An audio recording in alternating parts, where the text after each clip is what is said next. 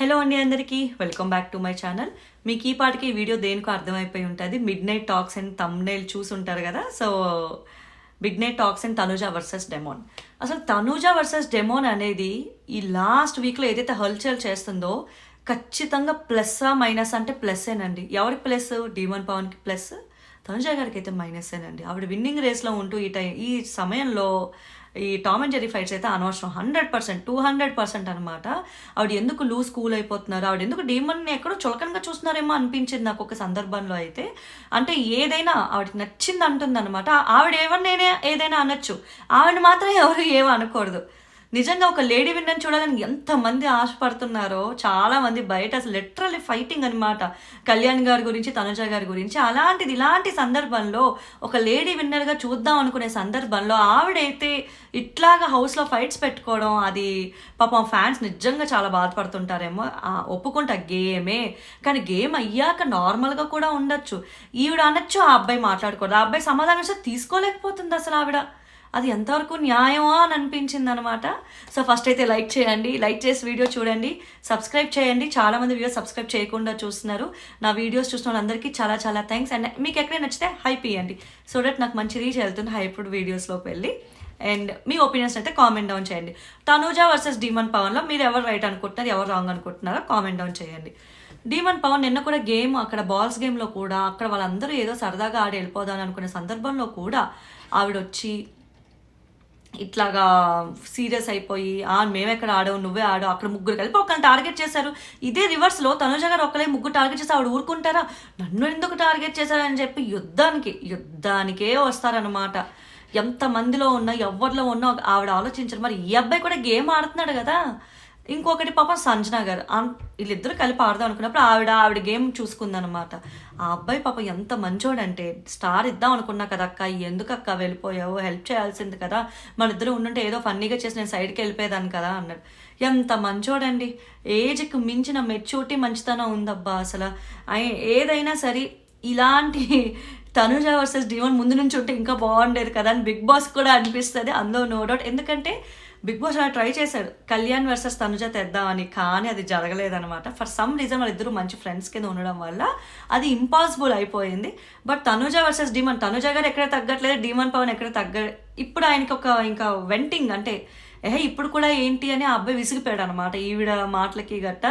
So అందుకు కొంచెం ఆ అబ్బాయి కూడా విసిగిపోవడం వల్ల ఇంకా counter, sarcasm, jokes, roast, what not ఆవిడ ఇంకా చూసి ఈయన స్టార్ట్ చేశాడని చెప్పాలన్నమాట. కానీ ఆవిడ మొహం మీద సీరియస్గా ఏదైతే వచ్చి అంటుందో ఎంత హర్ట్ఫుల్గా ఉంటుంది. ఆ అబ్బాయి పాప నన్ను స్విమ్మింగ్ పూల్ దగ్గర కూడా కూర్చొని ఇట్లా చెప్పుకుంటూ ఉంటాడనమాట. కట్ చేస్తే మిడ్ నైట్ టాక్స్లో అయితే ఇంపార్టెంట్ విషయం బర్నీ గారు, ఆయన ఆ అబ్బాయి అది కూడా అంటాడు, ఏదైనా బర్నీ గారు అయితే బాధపడ్డారు తనుజా గారి విషయంలోనే అని. ఆయన అంత నాన్న అని అంటది, నాన్న అంటున్నప్పుడు కూతురుగా ఆయన ఇచ్చేసారు. ఈవిడ ఒక టాస్క్ ఆడించవచ్చు కదా, ఇవ్వచ్చు కదా. ఈవిడ ఎలాగా విన్నింగ్ రేస్లో ఉందని ఆవిడకి ఒక ఐడియా ఉంది, అంచనా ఉంది, నమ్మకం ఉంది, గట్టిగా ఆడుతుందని ఆవిడకి తెలుసు. అలాంటప్పుడు బర్నీ గారికి ఇచ్చుంటే ఆవిడకి యాడ్ ఆన్ అయ్యి ఉండేది. అడ్డెడ్డెడ్డే నేను ఒలింపిక్స్లో ఆడేయాలి. ఒక్కోసారి ఆడితేనే గెలుపు కాదండి, త్యాగానికి కూడా గెలుపు ఉంటుంది. అన్ని వేళ త్యాగం చేస్తే తప్పు, కానీ ఇలాంటి విషయాలు త్యాగం చేయొచ్చు. ఏమో ఆయనకి హెల్ప్ అయ్యేదేమో, ఏమో ఆయన ఉండేవారేమో. ఆవిడ ఆ క్యాలిక్యులేషన్ అలా మిస్ అయిపోయింది. వెళ్ళిపోయేటప్పుడు ఏడవడమే కాదు, ఉన్నప్పుడు కూడా సపోర్ట్ చేయాలి కదా అసలు. అది జరుగుంటే మాత్రం బాగుండేది. So Sanjana, demon Pavan and Emmanuel ముగ్గురు కూడా ఇదే విషయం అనుకుంటూ ఉంటారనమాట. చాలా బాధపడ్డారు, అట్లయితే జరిగి ఉండాల్సింది ఆయన, ఎందుకంటే సపోర్ట్ ఈయన కదా చేశారు అని చెప్పేసి ఆ సపోర్ట్ గురించి మాట్లాడతారు. అండ్ కళ్యాణ్ గారికి కూడా బర్నీ గారు వెళ్ళి అడగడం జరుగుద్ది, ఏం కళ్యాణ్ ఎవరు సపోర్ట్ చేశారు అంటే, మీరే అసలు అందులో అయితే చూడాల్సిన అవసరం లేదని కళ్యాణ్ కూడా చెప్తారు.